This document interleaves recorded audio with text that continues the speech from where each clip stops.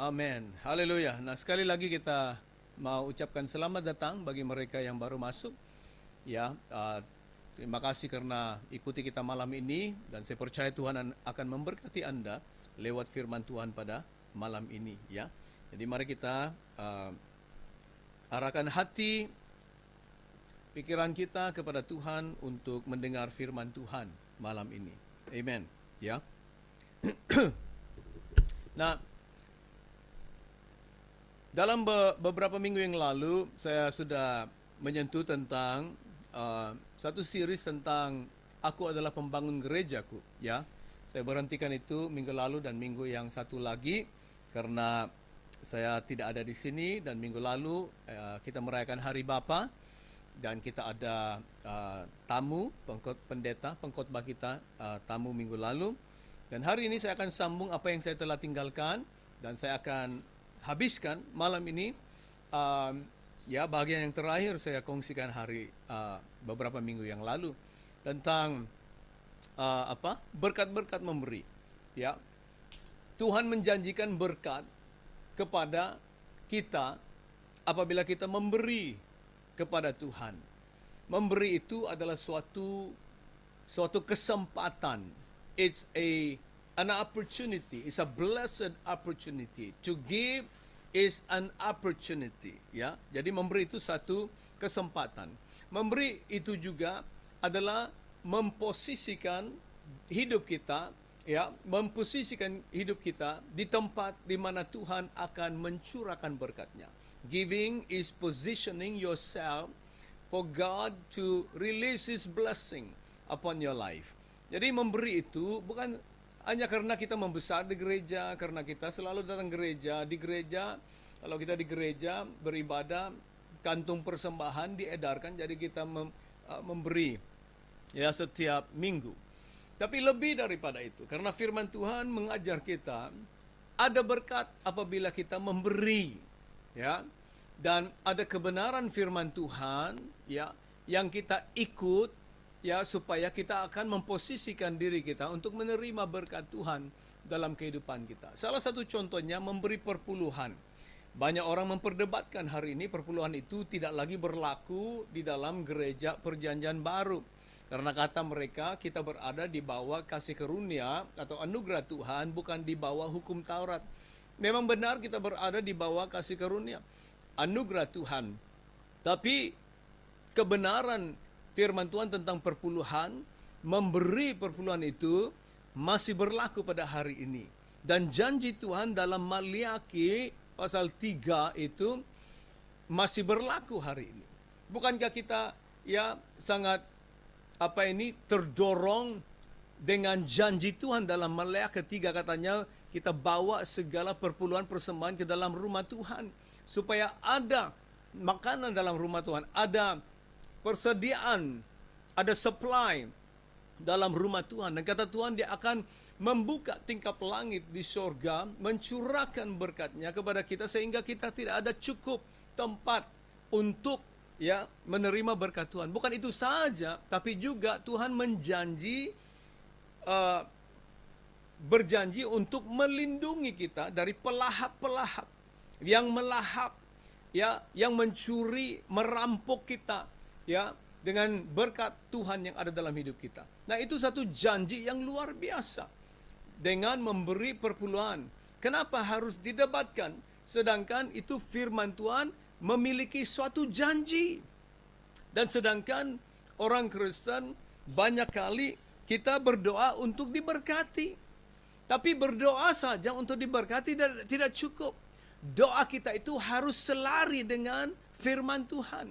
Doa itu akan menjadi efektif, doa itu akan terjawab, doa itu akan terkabul saat kita mengikuti kebenaran firman Tuhan. Karena kalau kita hanya berdoa dan Tuhan bekerja dan Tuhan memberikan, menjawab doa kita, maksudnya tak perlulah kita baca Alkitab. Tak perlulah kita belajar firman Tuhan. Tak perlulah kita belajar kebenaran firman Tuhan. Karena bila-bila kita berdoa, Tuhan mendengar doa kita. Tapi bukan itu, bukan begitu saudara-saudara. Tuhan mendengar doa kita lewat firman Tuhan. Tuhan berjalan menurut firman-Nya sendiri. Tuhan tidak akan melanggar firman-Nya sendiri. Apa yang Tuhan sudah bicarakan, apa yang Tuhan sudah janjikan, apa yang Tuhan sudah berikan di dalam firman itu, Tuhan ikut firman-Nya sendiri. Tidak akan dia ingkar atau tidak akan dia melanggar firman-Nya sendiri. Contohnya orang Israel. Orang Israel, Tuhan janji mereka bahwa mereka adalah umat pilihan Tuhan. Tuhan berjanji bahwa walaupun mereka menjadi tawanan, Yerusalem dihancurkan, mereka ditawan, Yerusalem dimusnahkan karena pemberontakan mereka, dosa mereka.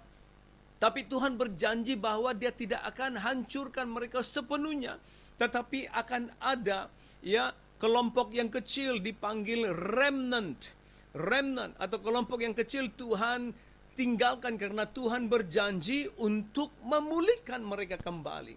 Tuhan akan kembalikan mereka di tanah mereka dan itu akan terkabul dan sebenarnya itu sedang terjadi hari ini. Ya, Tuhan tidak akan mengingkari dan melanggar firman-Nya. Apa yang Dia sudah janjikan, Dia akan kabulkan, Dia akan lakukan. Sama dengan hal memberi. Sama dengan hal berdoa. Berdoa itu akan jadi efektif apabila kita hidup menurut firman Tuhan ataupun berdoa menurut firman Tuhan, saudara-saudara. Nah, di dalam hal memberi, malam ini kita akan fokuskan dalam Filipi pasal 4 ayat 19. Karena katanya di situ bahwa Allahku akan memenuhi segala keperluanmu. Ini topik kita malam ini. Dan Dia ini janji, katanya Allahku akan memenuhi segala keperluanmu. Tapi soalannya bagaimana? Bukan kita hanya petik ayat ini, pakai ayat ini menjadi satu kalimat. Karena banyak orang Kristen ambil ayat-ayat firman Tuhan menjadi satu kalimat. Dan dia percaya ada kuasa di sana. Dan Tuhan akan melakukan karena itu firman yang Dia deklarasi, firman yang Dia ucapkan itu. Tapi bukan begitu, saudara-saudara. Tuhan akan meneguhkan firman-Nya apabila kita hidup menurut firman-Nya. Nah, ini janji luar biasa. Filipi 4:19 ini salah satu janji firman Tuhan yang hebat, yang besar, yang luar biasa. Dan banyak orang Kristen memakai dia ini. Dan mereka confess, mereka deklarasi, mereka mereka pakai dalam doa, berseru kepada Tuhan, katanya Tuhan Engkau berjanji dalam Filipi 4:19 bahwa Allahku akan memenuhi segala keperluanku menurut kekayaan dan kemuliaannya dalam Kristus Yesus. Ya, benar, firman ini benar. Tapi kita harus tanya soalan bagaimana? Karena banyak saya lihat mereka posting ke WhatsApp group, posting ke Instagram, posting ke TikTok, posting ke Facebook. Mereka kirim ke teman-teman, kirim kepada grup-grup ayat firman ini. Karena ayat firman ini kalau kita baca, dia sangat mendorong. Dia sangat mendorong bahwa Allah kita akan memenuhi segala keperluan kita. Tapi kita gagal untuk mengerti kenapa ini dituliskan. Paulus tulis surat Filipi ini kepada jemaat ataupun gereja ataupun orang Kristen, orang percaya di Filipi. Orang Kristen. Sebenarnya Paulus tulis surat Filipi ini untuk memberitahukan mereka dia sangat berterima kasih karena pertolongan mereka, support mereka di dalam pelayanan pekerjaan Tuhan dalam kehidupan Paulus. Melayani di gereja itu di Macedonia, di keliling tempat itu. Dan gereja Filipi, jemaat Filipi menolong, membantu Paulus dalam pelayanan. Jadi Paulus kirim surat ini berkata, oh saya sangat sukacita, saya sangat senang hati dengan kamu karena kamu menghasilkan buah. Ya, saat kamu menerima kebenaran firman, menerima Injil, kamu melahirkan buah sehingga buah itu membuatkan kamu untuk mendukung saya dalam pelayanan. Kamu telah mengirimkan beberapa kali untuk menolong saya dalam pelayanan. Itu Paulus, dia sangat bersuka cita. Ini adalah surat terima kasih kepada orang-orang Kristen di Filipi. Jadi Paulus berkata, karena kamu melakukan itu dalam pelayananku, jadi kata Paulus kepada mereka, Allahku akan memenuhi segala keperluanmu menurut kekayaan dan kemuliaannya dalam Kristus Yesus. Nah, saudara, kita harus tahu konteksnya. Kita harus tahu kenapa Paulus mengatakan itu kepada orang Filipi. Sebenarnya surat ini dituliskan kepada orang Filipi, bukan kepada kita. Tapi ini firman Tuhan, kita boleh percaya, kita boleh ikuti, teladani, percayai, akui. Tapi kita harus tahu, harus mengetahui konteksnya. Kenapa Paulus mengatakan itu kepada orang-orang di Filipi. Jadi apabila kita mengerti itu, kita boleh pakai ayat firman ini, aplikasikan dalam hidup kita, pakai di dalam doa kita, dan kita boleh pakainya secara confident untuk Tuhan menyediakan keperluan kita. Katanya segala keperluan kita. Luar biasa ya, luar biasa. Soalan yang kita harus tanya, kepada siapa ini dituliskan? Surat Filipi 4:19, kepada siapa dia dikatakan? Kepada siapa dia diberikan? Ya, kita tahu bahwa ini diberikan kepada orang percaya di Filipi, di gereja Filipi.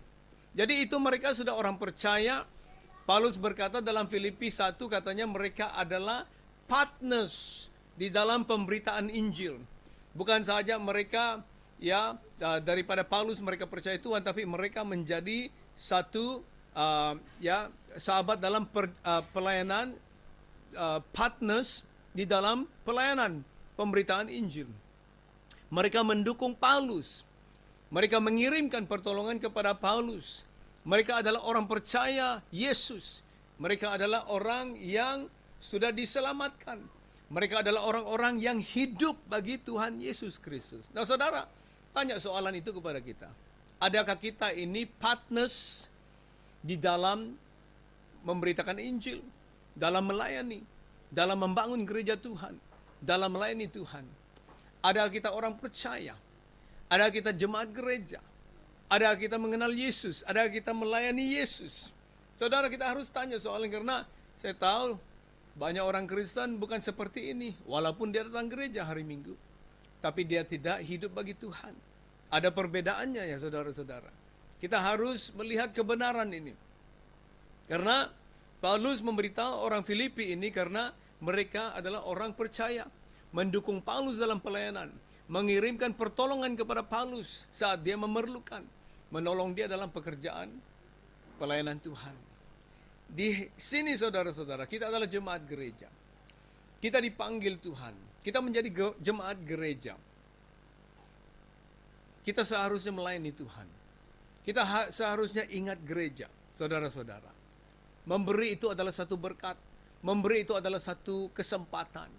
Ya. Dan bagaimana kita memberi itu adalah sangat penting. Paulus berkata dalam 2 Korintus 9 ayat 6, katanya, camkanlah ini, orang yang menabur sedikit akan menuai sedikit. Kalau kita beri sedikit, kita akan menerima sedikit juga. Dan orang yang menabur banyak akan menuai banyak juga. Mereka yang memberi banyak, memberi dengan sukarela, to give generously, mereka akan diberkati banyak juga. Amsal 3 ayat 9-10 katanya, muliakanlah Tuhan dengan hartamu dan dengan hasil pertama segala penghasilanmu. Maka lumbung-lumbungmu akan diisi penuh sampai melimpah-limpah, dan bejana pemerahanmu akan meluap dengan air buah anggurnya. Kita muliakan Tuhan. Kalau kita memberi itu, kita sedang memuliakan Tuhan. Dan kata Tuhan, dia akan memberkati kita sehingga lumbung-lumbung kita, store-store kita, bank account kita akan diisi penuh sampai melimpah-limpah. Bejana pemerahan kita akan meluap dengan air buah anggurnya. Berkat Tuhan itu berbicara tentang berkat Tuhan. Hidup di dalam memberi, di dalam pelayanan memberi, ada janji Tuhan untuk diberkati saudara. Haleluya. Adakah kita mau itu saudara-saudara? Haleluya. Amsal 11:24 katanya ada yang menyebar harta tetapi bertambah kaya. Ada yang menghemat secara luar biasa namun selalu berkekurangan. Maksudnya ada itu orang yang suka memberi, generous, murah hati. Dia memberi tetapi dia bertambah, tidak berkurangan. Tapi ada orang yang menghemat secara luar biasa. Maksudnya apa? Kedekut, saudara-saudara. Kedekut. Dia mau simpan semua. Tapi dia pikir dia akan bertambah karena dia tidak memberi, dia menghemat secara luar biasa, dia kedekut. Tapi sebenarnya dia berkekurangan. Kenapa? Banyak lobang-lobang, saudara-saudara. Haleluya. Orang Israel, kita boleh belajar contoh dari mereka. Setelah selesai 70 tahun mereka berada di Babylon, Tuhan berjanji untuk menghantar mereka pulang, membenarkan mereka kembali. Jadi di waktu zamannya Darius, mereka pulang ke Yerusalem, ke tanah perjanjian. Tujuannya untuk membangun rumah Tuhan. Jadi Tuhan sudah sediakan. Raja Cyrus juga memberi pertolongan, Darius memberi pertolongan untuk menyediakan apa yang mereka perlukan.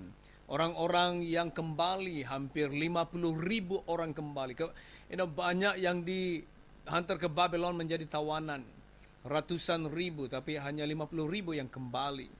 Dan yang 50,000 kembali ini, mereka membangun rumah Tuhan, tapi setelah beberapa waktu, begitu singkat saja, mereka menjadi kecewa karena cabaran, karena tantangan. Mereka berhenti membangun rumah Tuhan, dan rumah Tuhan terbiar dan tidak dibangunkan.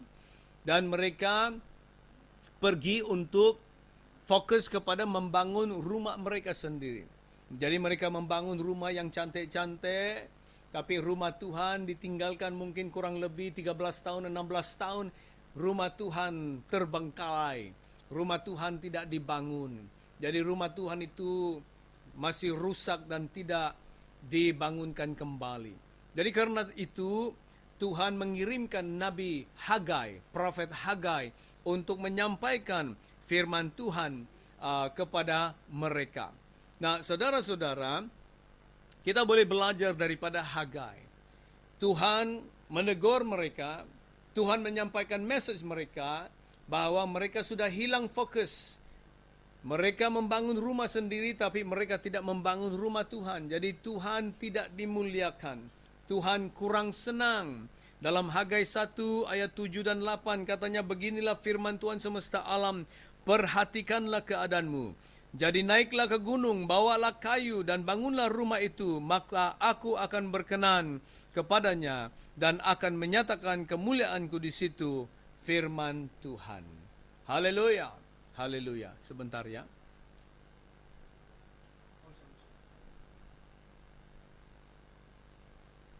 Ya, sorry ya. So, Tuhan menegur mereka. Di ayat 9, Hagai 1 katanya, kamu mengharapkan banyak, tetapi hasilnya sedikit. Dan ketika kamu membawanya ke rumah, aku menghembuskannya. Oleh karena apa? Demikianlah firman Tuhan semesta alam. Oleh karena rumahku yang tetap menjadi reruntuhan, sedang kamu masing-masing sibuk dengan urusan rumahnya sendiri. Jadi mereka urus rumah sendiri, saudara-saudara, tidak mengurus rumah Tuhan. Jadi rumah Tuhan terbengkalai, runtuh, rusak, karena orang tidak melakukan sesuatu terhadap rumah Tuhan. Haleluya. Apa itu ya?